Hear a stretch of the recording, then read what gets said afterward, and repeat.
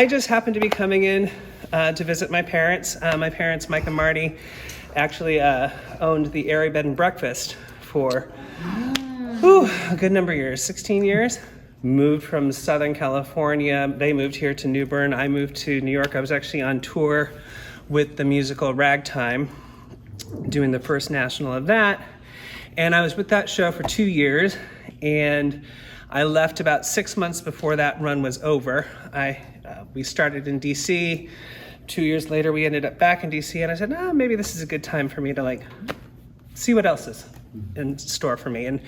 And I moved to New York, and literally within 6 months, the producers came along.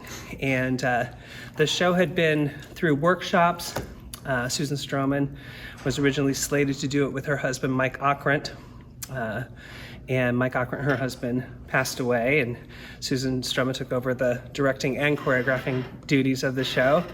And the whole show had been cast. The show was completely cast. They were looking for one more role, and it was for the lead tenor. And they had lots of auditions, and I got back into town. A few weeks later, I had that audition, and people had gone through months of rehearsals, of auditions and callbacks, and I think I was a Wednesday audition, a Thursday callback, and a Friday offer. So it was a really good thing. And I remember I was walking down the street, 18th Street in New York, and I got a phone call from my agent, and he said, "Are you sitting down?" I said, "Why?" He says, "Well, because you got cast in the producers." I sat down. Then I called my parents. But as you guys know, well, first of all, when I got here and my parents said that you guys were doing the producers, I said, well, I want to go and see if maybe I can catch a little bit of rehearsal and, maybe answer a few questions if you guys have any. It was such, as you know, it was one of the most crazy, wild experiences that had ever happened on Broadway. It was by chance that it happened to be my Broadway debut. And from beginning to end, there were so many veterans in that show. Nathan Lane, of course, and Matthew Broderick. Gary Beach, who played Roger Debris, was, a giant of the musical theater world. And all of them told me all along the way, it's not normally like this. It was, to the most diehard, seasoned veterans, it was a roller coaster ride. It was an unbelievable experience. It was unlike anything anybody, including Mel Brooks, had ever, conceived could happen. We went out of town with the tryout of the show to Chicago, and we went to Chicago, I think it was January of 2001, did our 6 weeks out of town, and the show changed, considerably. Surprisingly, not as much as you might think. A lot of, I don't know if you know, are following current shows like Devil Wears Prada is out of town right now, and it's almost going to change 100%. It got bad reviews. Susan Stroman and Mel conceived this show. It was tweaked, but it was set. I mean, it was such a great show already, and we started to get the inkling of what the producers was doing to the music, what the buzz started. First of all, the Cadillac Palace is way too big for any show. I mean, these theaters that are out of town are monstrous. I think it was 6,000 seats or something like that. Broadway houses are 1,500. And it was sold out. You couldn't get a ticket. And people just started talking about this show, this is just something unusual. And I was a huge Mel Brooks fan growing up. We watched Blazing Saddles and Young Frankenstein and History of the World a gazillion times. Me and my brother, anytime we're on the phone, we'll just, any one of those shows comes up and we'll just, keep going until we can trip the other up with, whatever line's next. But, and my grandmother, who passed away when I was 5, her favorite movie was The Producers. I saw the Producers movie, and I went, this is terrible. No, it was always a great show. It's certainly of its time. It was Mel Brooks' first movie. It's such a great, funny story. But there were things that they did in 1968 that weren't going to work again in 2001.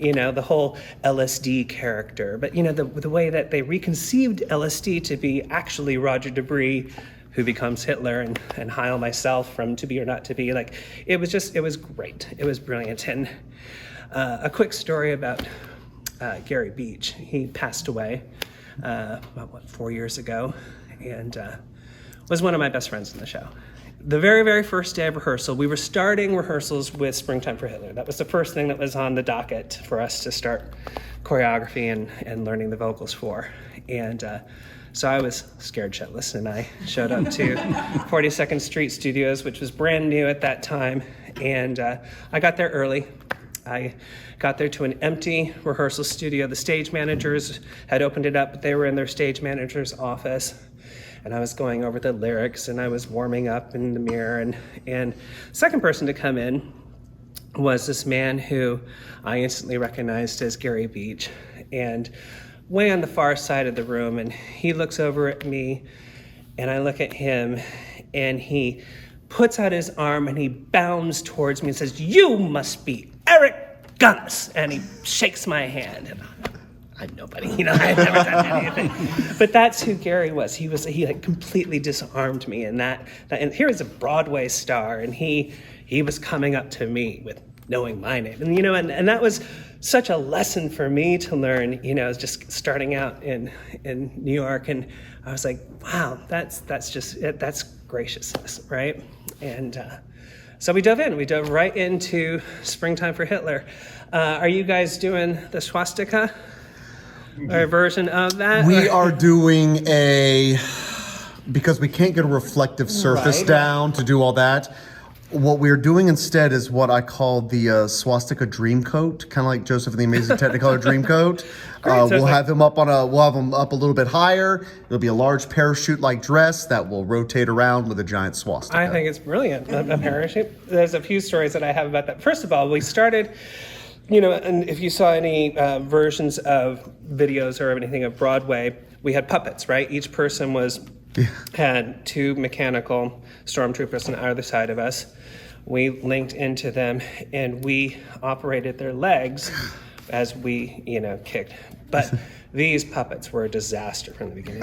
They couldn't figure out how to make them look semi-realistic and how to be able to still move them into the swastika and quickly get out of them and all of that. And as a matter of fact, the ones that we used in Chicago stayed in Chicago. They were literally wheeled out, stripped of their Nazi uniforms, and wheeled out into the alley of the Cadillac, and they were sent in the dumpster, and they completely went back to the drawing board with the puppets. If you watch the movie, you'll first note that I did not play the lead tenor in the movie, much to my chagrin. I am in the movie in a number of different scenes. We all were. John Barrowman played the lead tenor. He had just come off the movie about Cole Porter, and the studio thought he was a bigger name. But they used, they had a much bigger cast, so they didn't use the puppets at all. But I love the idea of using the parachute.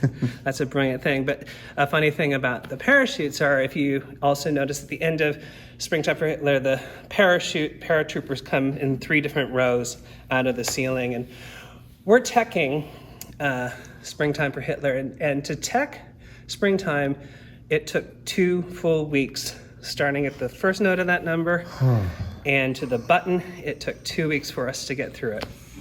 And we're there towards the end of the button, and the paratroopers are coming in, and the confetti cannons are going off, and the globe is coming up, and all that stuff. And Susan Stroman's down in the house with her, the console tables and her God mic.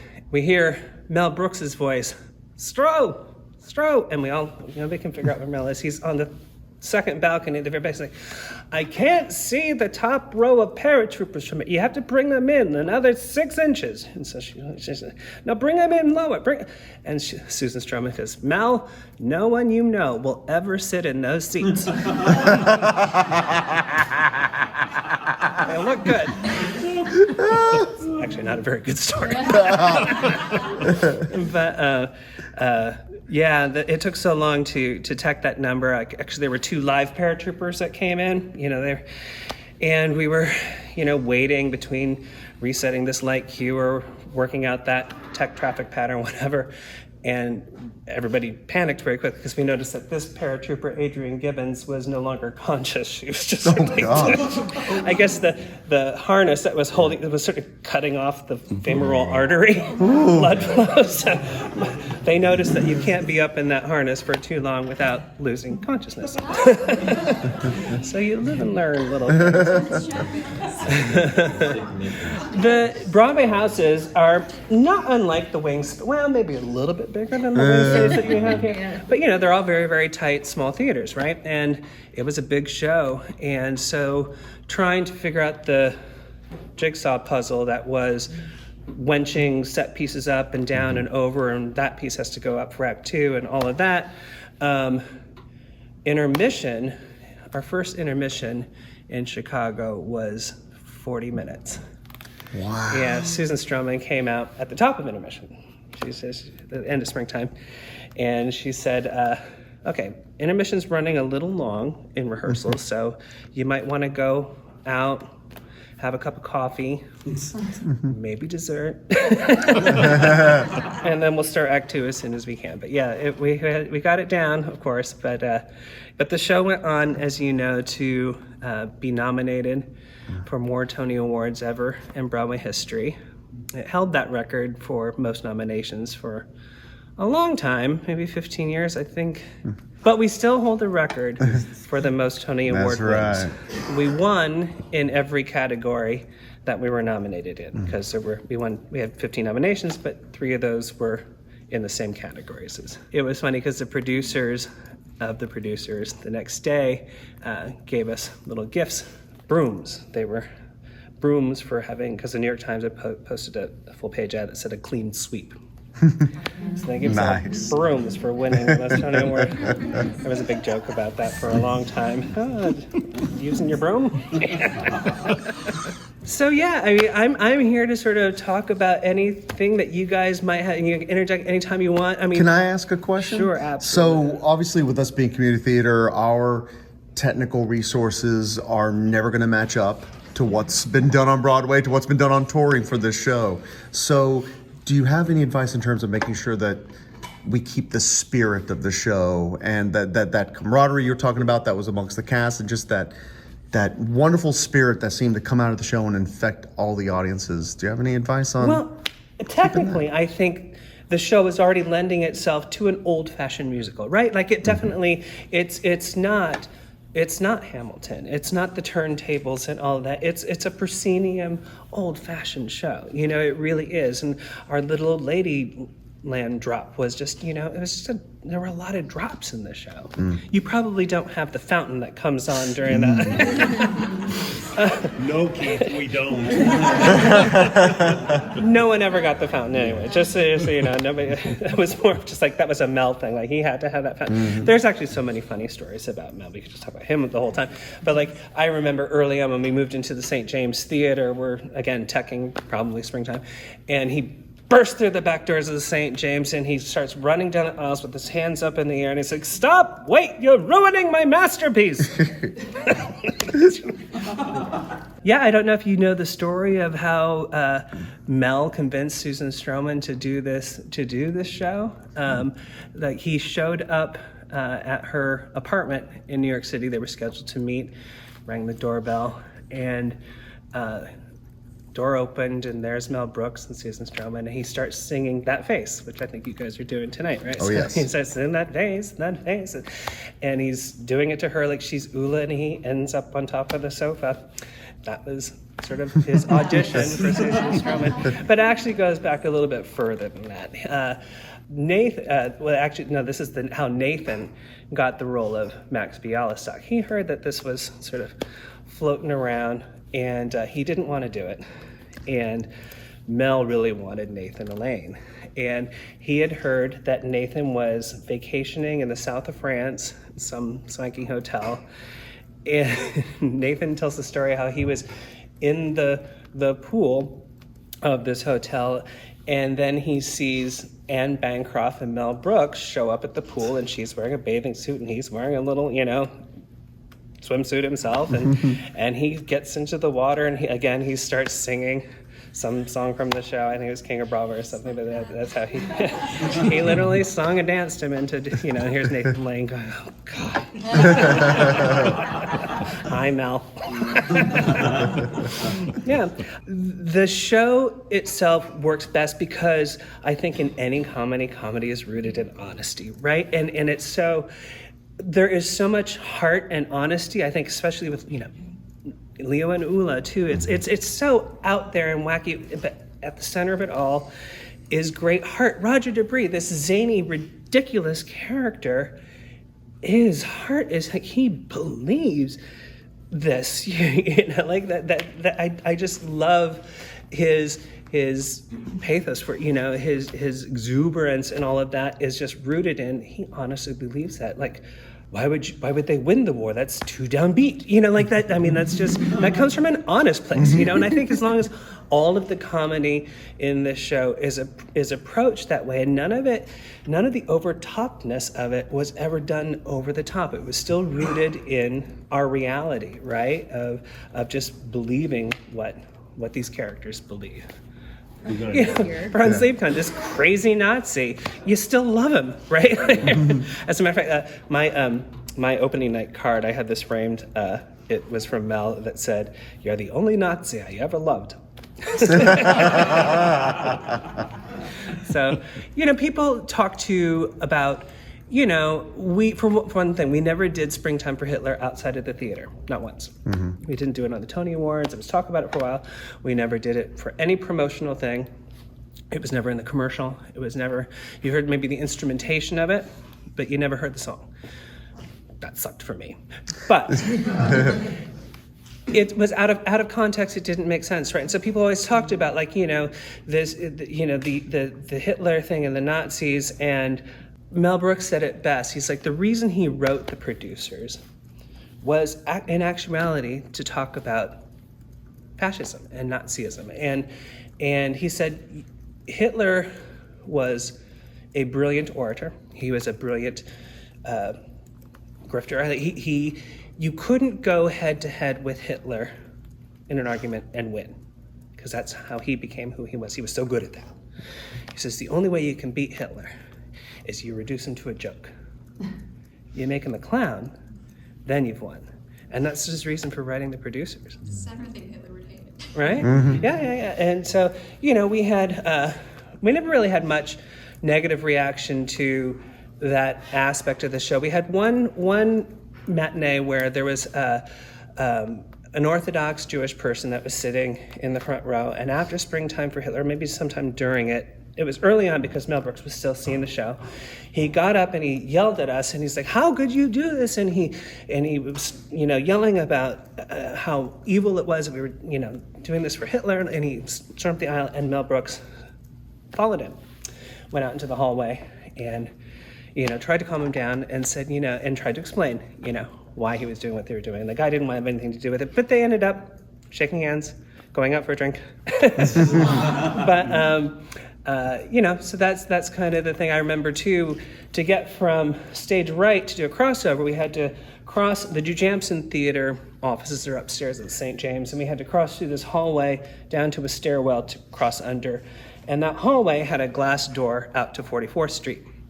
And early on, after Springtime, all these stormtroopers were going by, and some New York crazy person saw these Nazis and started pounding on the, I see you, and so we quickly put up some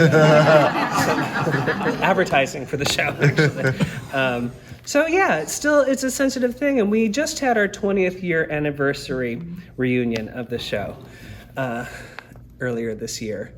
And it was great. We had everybody on Zoom at that point still, and talking about all of these stories and everybody's experiences since then, and babies and kids in college and all those other things. But we also talked about how this show would be really hard to get produced today for the first time. It's rightly so, a lot of our sensitivities have changed in many aspects, but at the same time, Mel's comedy was he felt like he wasn't doing it right if he didn't offend everybody equally. Like, you know, if somebody was left out of being offended, he's like, oh, how can I work in a black, gay, Irish joke? You know, so it is, I think it's a lesson to be learned that, you know, to keep our wits about us when we're dealing with all of the issues that political correctness are addressing. Those are real issues. We have to figure out ways to maybe use comedy to help us get through some of those things too. I think it all just depends on where your heart is, where it's coming from, and how you're addressing it. I think that's the point of the show with how the audience reacts to it, is because they're making the most offensive thing possible, and they're like, why did people love it? And so I do think that speaks to kind of where we're at with people, like, you know, being very, very politically correct, and then, you know, the other side of the coin to that. Yeah, I think there, you know, we learned that you can go extreme in any way, but I think it is sensitive because you do want to make sure you honor what's going on and yet address it in a way that is honestly not ill-spirited, but also but as a means to perhaps trying to really get at the root of what's wrong. So, which is what I think Mel was trying to do. On that same note, you told me on the phone yesterday something that Mel Brooks had told you about ringing the bell. Yeah, well, with comedy, I mentioned honesty, right? And rooting everything in honesty. And there was a lot too with during adding jokes and taking away jokes, and Nathan and Matthew and all of them actually, Katie Huffman and Roger Bart and Gary Beach, they were all very, very much involved in finding the comedy and tweaking the jokes. And Mel wanted to get a joke, you know, every 2 seconds if he could, and he would pain over trying to make that line funnier. And Bancroft, bless her heart, she'd say, Mel, not everything needs to be ha funny. You know, like she was trying, keep, the big laughs big and some smaller laughs build up to that big laugh. But what we were talking about yesterday is as an actor, to do some of this comedy, it requires a certain level of commitment, right? You have to not shy away from some of these jokes or they won't work. And how he said that was, he's like, if you're gonna go up to the bell, ring the fucking bell. Right? And it's just such a great, simple lesson to learn. It's like, if you're gonna swing at it, knock it out of the park, right? Because if you don't, it's just gonna fizzle, right? Mm-hmm. Yeah, so I think it's just a level of commitment. I loved that. I use it. I left the theater. My last Broadway show was Billy Elliot in 2011. And after that, I transitioned. I opened an event company. So I do events. And I do events very much the way I approach theater. I do events through telling a story, hopefully in 3 acts. I look at it as an opening number, I look at it as an 11 o'clock number, a finale, peaks and valleys, dramatic moments, and we're using the same village. We're using technical theater, we're using sets, music, lights, costumes, all of the same village, right? For any of you that are doing this as a community theater vocation, for fun, or you are going to college and you want to pursue it, or you want to bigger dreams of doing other things, it translates to everything. It definitely translates to my event planning. Like if I'm gonna do a wow centerpiece, I'm gonna ring the fucking bell. I don't or don't do it. Yeah, don't half-ass it. This is fine. It doesn't slide very well. Yeah, we put little tips on the end.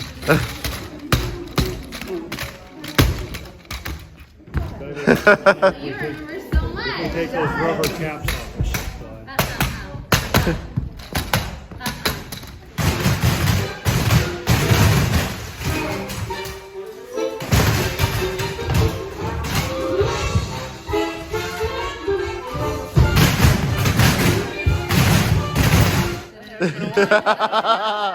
And you guys have been That was fun. Yeah, no.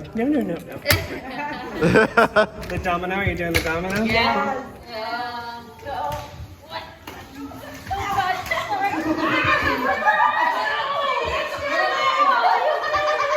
frequently we'd have to do the walker dance just and one at a time. Literally the whole company would be on stage. One at a time we'd have.